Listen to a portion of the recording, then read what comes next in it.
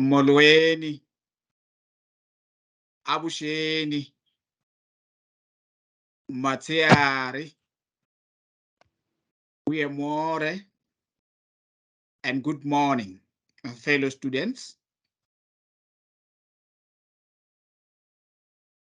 Our lesson for today revolves around none other than the principles of advocacy for disability. And this lesson will be presented by none other than Dr. Maite E. Maebane. Name of the module, Putting Advocacy into Action, and the module code EDS4804, offered from the Department of Inclusive Education. Upon completion of this unit, you should be able to promote an awareness for people with disabilities to make their own decision, identify opportunities for decision-making, self-expression, and self-advocacy for people with disabilities, and identify issues, goals, and strategies for capacity building networking. Therefore, our presentation is structured as follows. We will have the introduction of our unit, the principles of advocacy, promoting awareness for people with disabilities to make their own decisions, and identifying issues, goals, and strategies for capacity building and networking purposes. In the interest of time, let's just go straight to our introduction. We're saying the common denominator in the advocacy and organizational efforts of people with disabilities is the desire to eliminate discrimination by preventing the full and the equal participation of people with disabilities and establishing mechanisms that would prevent the creation of new obstacles. And the barriers facing people with disabilities have formidable segregation, unemployment, and forced non-therapeutic sterilization. While some obstacles have been removed through successful advocacy campaigns organized by the disability community. For an example, discriminatory immigration regulations. Ideas like a disability lens are beginning to be developed, but they are not sufficiently robust to play a strong role in the prevention of barriers. Therefore, a disability lens is an analytical tool that helps policy developers explore the consequences of public policy initiatives for people with disabilities. So let's get straight to the principles of advocacy for disabilities. Some of us do not really understand what advocacy is. So we're saying advocacy is taking action to help people say what they want, secure their rights, represent their interests, and obtain services they need. Therefore, advocates and advocacy schemes work in collaboration with one another in the interest of the people they support and take their side. That is, advocacy promotes social inclusion, equality, and social justice. So we need to understand certain things which can be achieved through advocacy, through the work of the advocates, and those which the advocates cannot do. So now we're saying advocates can help and empower people to make decisions. Talk to mental health workers about what you want. Think about your choices, make a complaint, solve problems, find out about and access health and social care services and support. Speak up for your human rights and tackle discrimination and stigma. This or the following can be done by the advocates. And then let's look at what the advocates cannot do or do not do. The advocates do not make decisions for you. In addition, they do not give legal advice, but give you medical advice. And these advocates, they help you apply for benefits and entitlements, though our advisors or colleagues can do this. In addition, they can help to claim compensations, provide befriending, provide an emergency support service, and if you need help we cannot provide, we will usually find someone who can provide the help you need. And the principles of advocacy. The first principle that we are now going to focus on is the clarity of focus. The key to success is having clarity of purpose. And then without a goal, it can be difficult to stay motivated and to stay on track.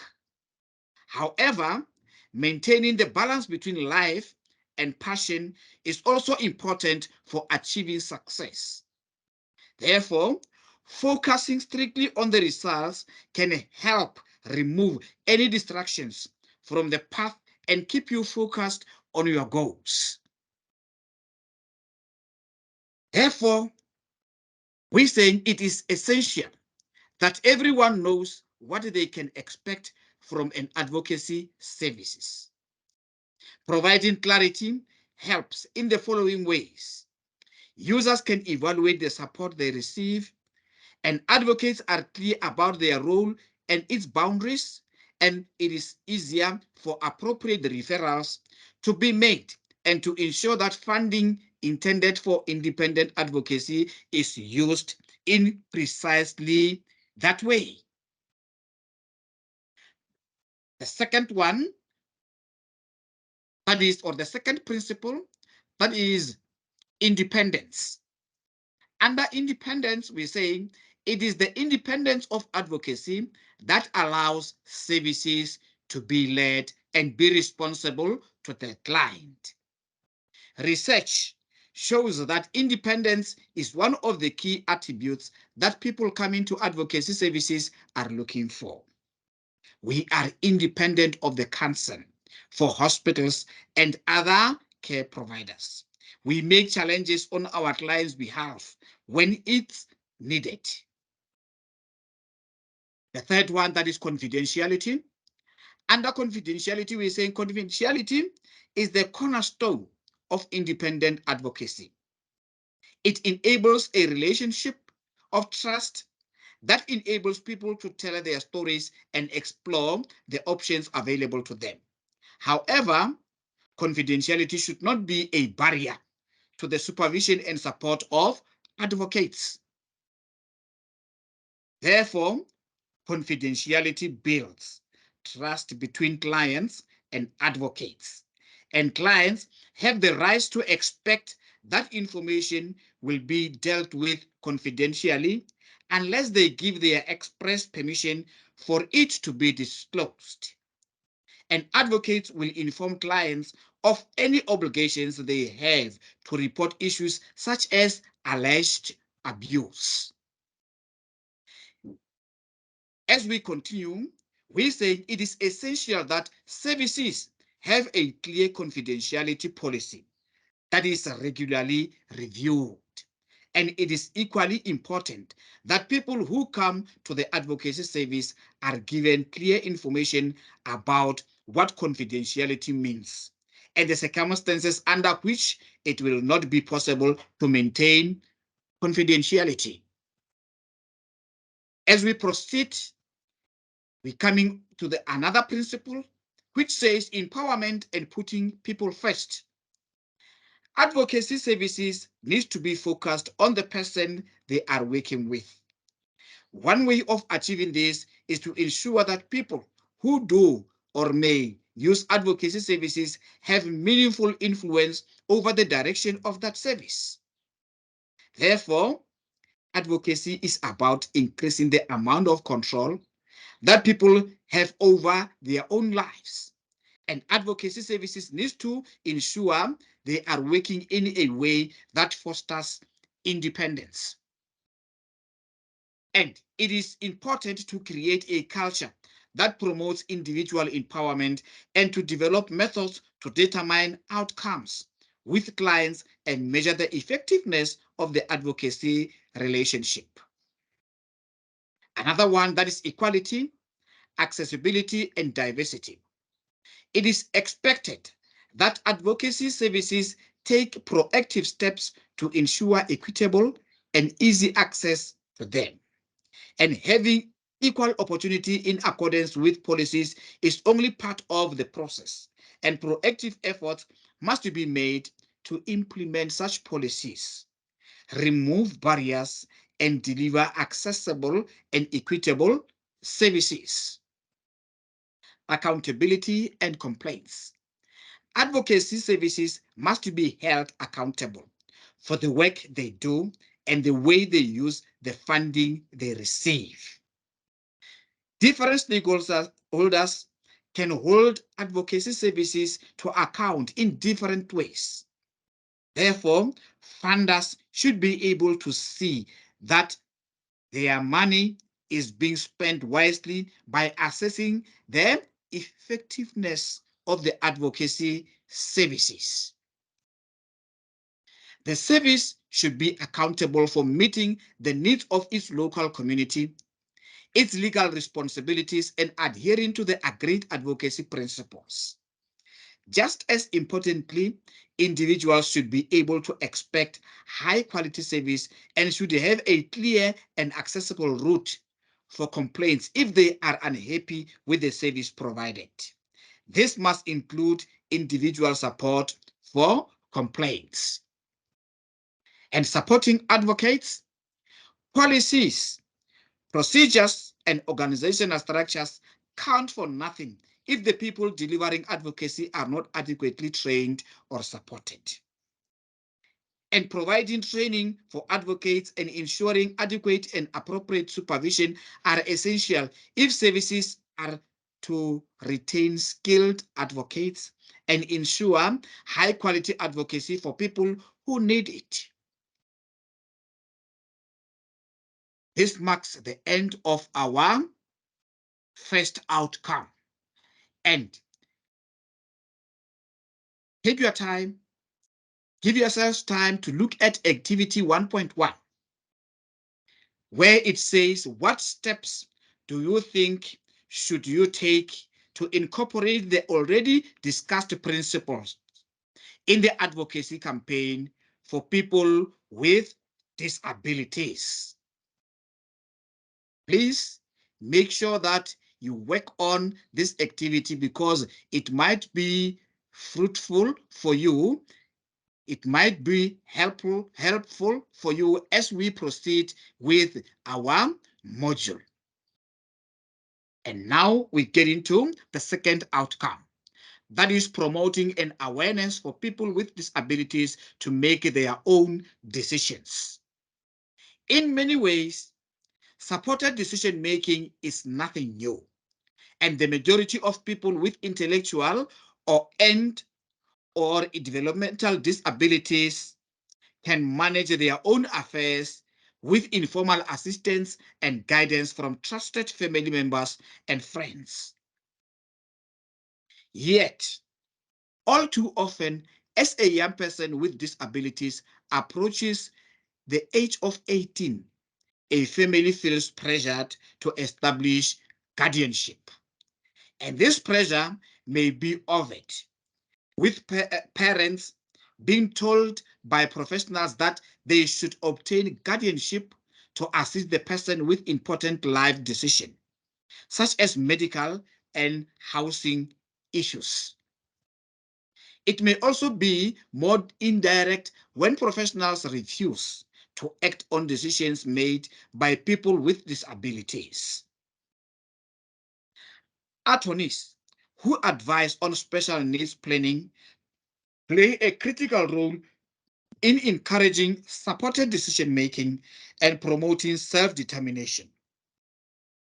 If a family seeks to obtain guardianship over a relative with a disability, attorneys can guide them to think first about what decision-making supports could be used to help the person make his or her own decision.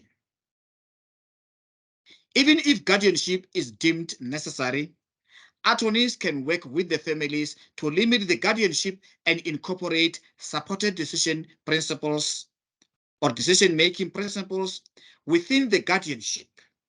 Therefore, Special Needs Alliance member attorneys are often called upon to help the families sort through their options.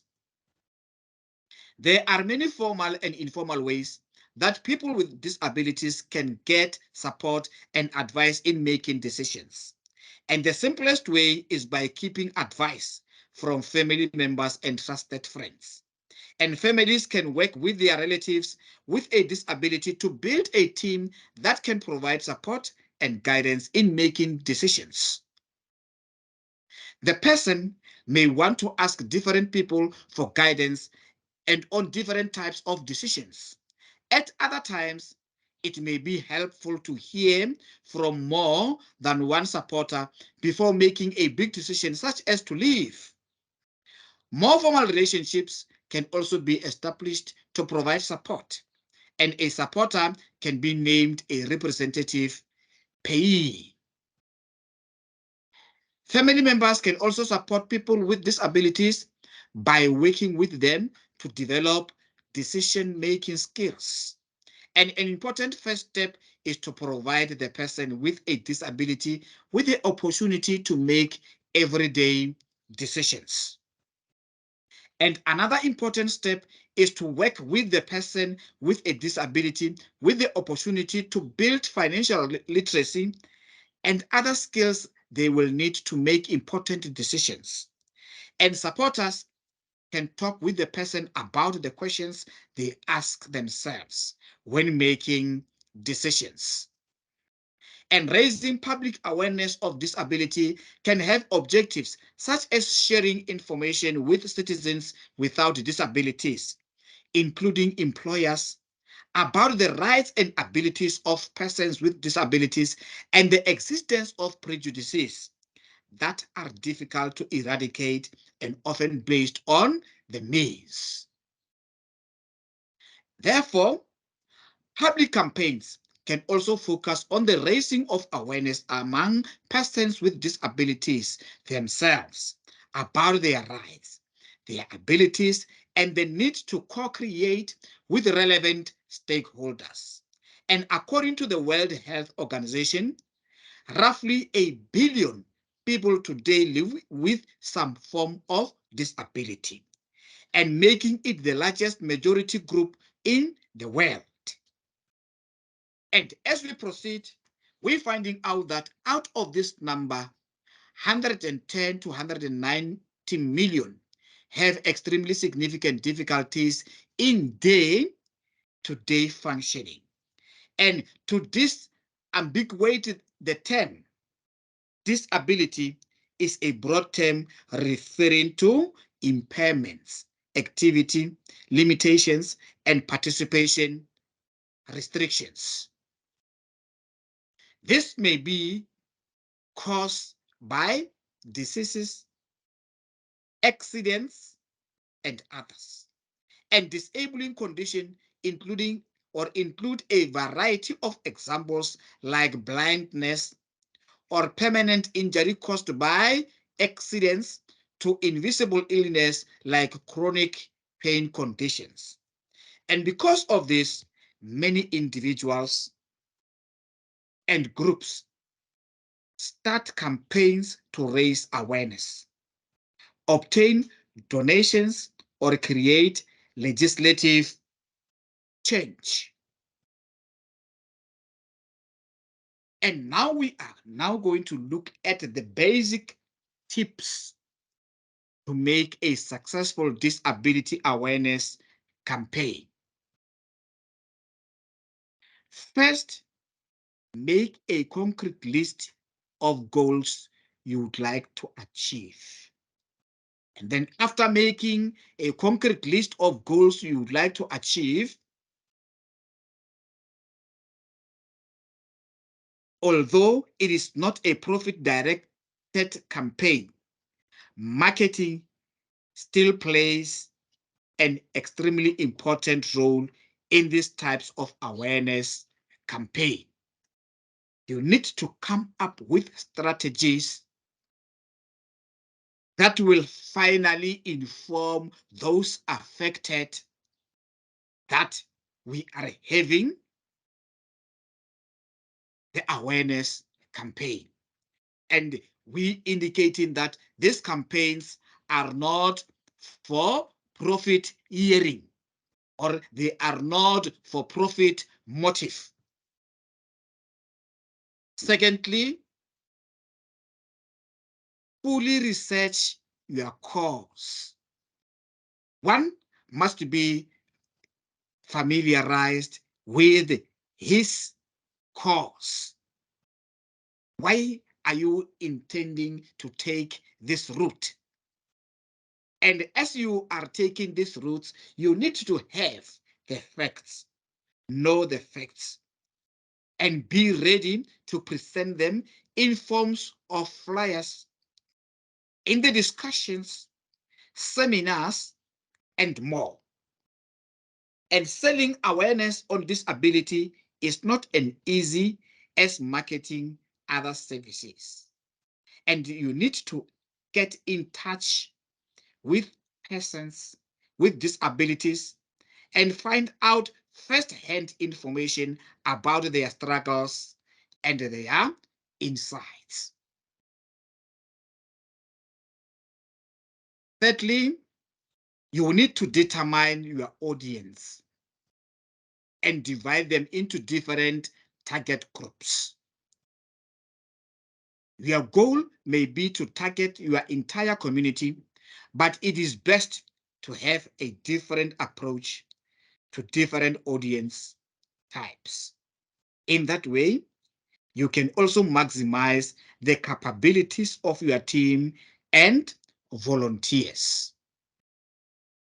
As we proceed, it is always of great help or of great importance to have a prominent individual as a spokesperson. I think you are familiar with prominent people from your area, and then in case you like your voice to be heard, don't hesitate to involve them in your campaign. Have a mayor, for an example, come in for a talk, or invite a celebrity with a disability to join the cause, and strive to get as much attention as possible. And have guest speakers or have guest speakers who have the authority to speak about the cause and take advantage of a popular individual's charisma and influence to further your cause. And as we continue, we're saying the fifth strategy is that one of planning the date of your campaign. You need to know when you would like to have your awareness campaign and inform your people in advance that they should know that on such and such a date, we will be having an awareness campaign so that they should be prepared to join the campaign. And as we proceed, you need to have a thorough grasp of your budget. There is no way in which you can have a successful campaign without a budget. Before you even start your campaign, be sure you have enough resources to pull through the entire plan. For an example, if you invite people for a campaign, these people, they in turn expect something. So you may provide them with catering, or you may provide them with the t-shirts. You may need the fundraisers to get donations from the people. And this marks the end of our learning outcome number 2. And as well, this learning outcome number 2 is accompanied by an activity where it says, given what you have studied from this presentation on awareness for people with disabilities to make their own decisions, how would you make sure that such awareness campaigns become a reality? Give yourself time and provide what you think in mind. In addition, I'm still saying this kind of questions might be helpful for you as you proceed with your module. Then now we get into the last outcome, that is identifying issues, goals, and strategies for capacity building and networking purposes. The first item that we will be looking at is that of the issues.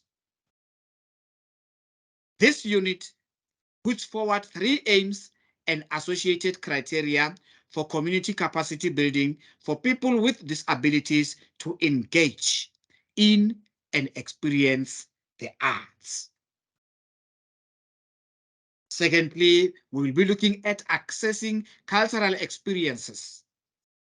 That is the capacity to play an active role in decision-making processes, capacity to overcome barriers, capacity to access financial assistance to attend cultural activities, and capacity to access information about arts and cultural events.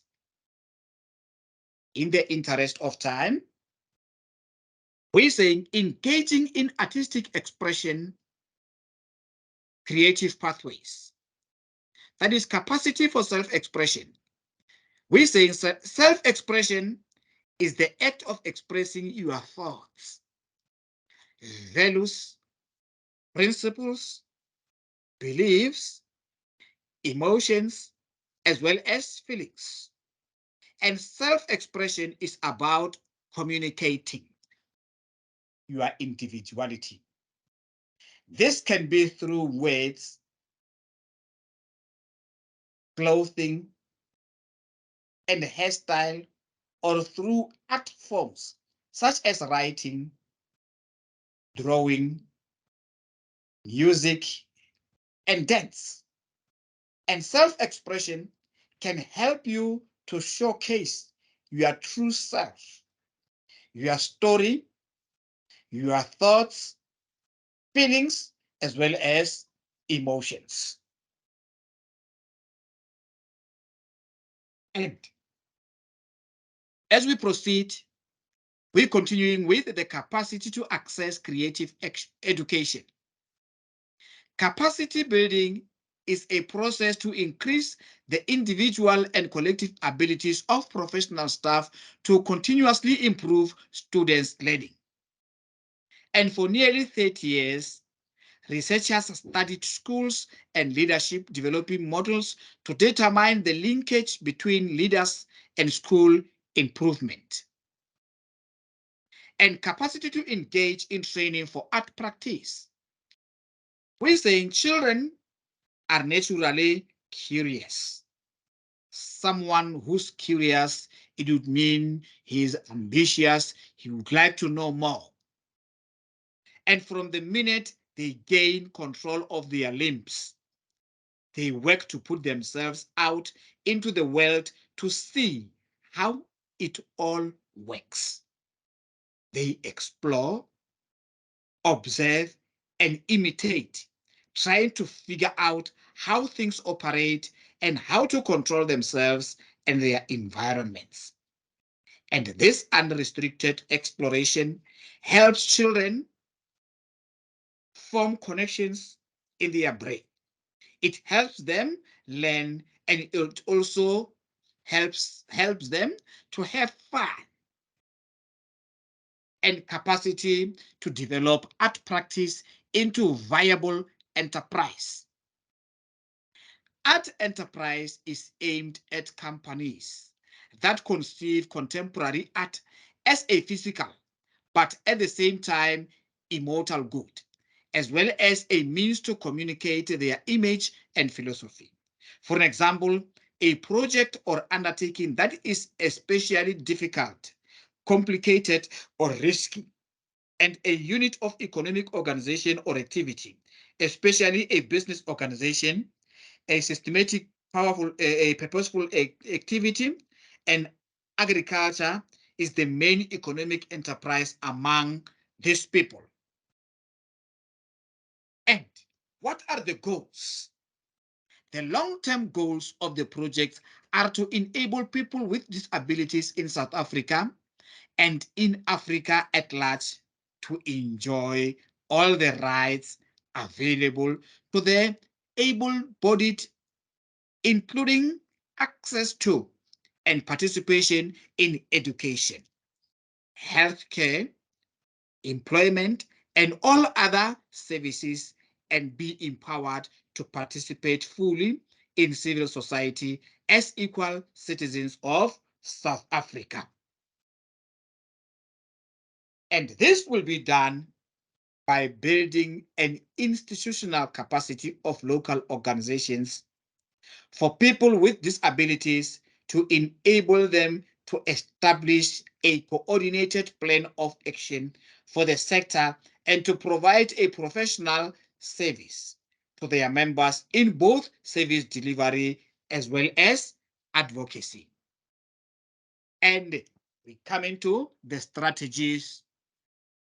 Community capacity building requires a strategic approach. It is about more than just supporting people to be present in the community, but doing an activity in a community setting does not mean people are achieving social inclusion. A community infrastructure that is welcoming to people with learning disability to be developed. And planners and managers must engage more with the communities outside the learning disability and social care world. And it is happening in employment services, but the same kind of cultural change is needed in the developing community day service. And let's look at the pointers for development. That is the lobbying strategy handbook. The first pointer is to be deliberate. One needs to make sure that there is a clear plan that says how your area will build the capacity of community organizations, facilities, and local communities to welcome and support people with learning disabilities. Secondly, you need to find your local training course on community capacity building. Make sure that some of your local leaders and people with disabilities go to them. Learn from initiatives being taken with other group users in your local area and see what you do together. As we proceed, you need to build a capacity of local faith communities to include people with disabilities. And supporting people into paid work is based on similar principles, but focused on building micro enterprises. Make sure that senior managers and politicians make the link between the day service modernization agenda and the objectives of local area agreements. And as you are now done with our learning outcome number 3, it is of paramount importance that you as well look at activity 1.3. Make sure that you give yourself time and work on activity 1.3, which says you are now familiar with issues, goals, and strategies for capacity building and networking purposes. Therefore,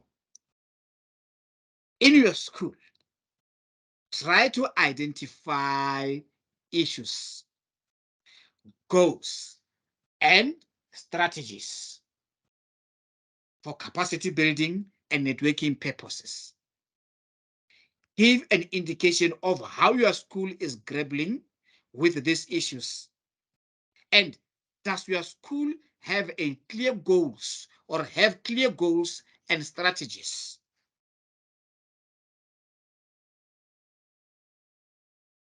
In conclusion, we're saying in this unit, we have learned that creating awareness is of utmost importance. And the awareness campaign should be an empowerment process for those whose rights are advocated. And the independence must not be infringed upon. During the process of organization, the campaign mutual trust should prevail. And the strategies to be employed in the campaign were discussed in details and should be agreed upon. And accountability is also crucial, and funders or donors would like proper utilization of the funds donated, and the funds must be used for the specified goals of the advocacy campaign, reaching the target as indicated in the objectives. And this marks the end of our presentation, and thank you for your time.